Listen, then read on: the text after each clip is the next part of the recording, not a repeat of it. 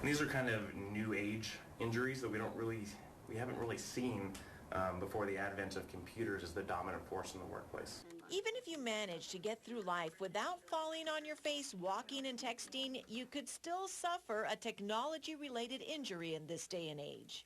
Everything is connected kinematically, meaning that the motion of the body is connected because of where all the muscles and tendons tie together. Dr. Beau Hightower is our expert this week. He primarily works out the kinks of elite professional athletes, but even they can be prone to the muscle strains caused by technology, which can lead to bigger problems anyone would want to avoid. So when we have little injuries and overuse injuries, it does a couple things. One, it can set you up for a bigger injury because of the imbalances in your muscular system. So today we're looking at symptoms of these injuries. How do you know if you're texting or typing too much? What are the signs? If we're having a lot of neck pain, there's something called cervicogenic headaches, meaning that it develops from your neck, so the cervical spine. And what that can cause is any assortment of types of headaches.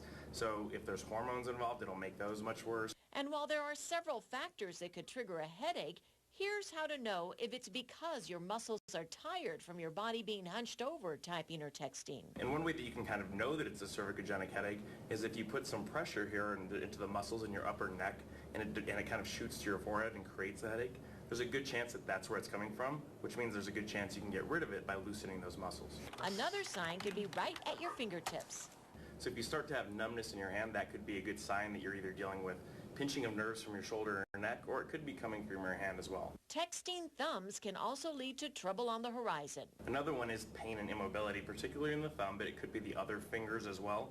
And a lot of times if you go to your primary care doctor, depending on your age, you're going to get a diagnosis of arthritis. However, Dr. Hightower says unless you are diagnosed with an autoimmune disease like rheumatoid arthritis or lupus, most of the time it's just exhausted flexor tendons.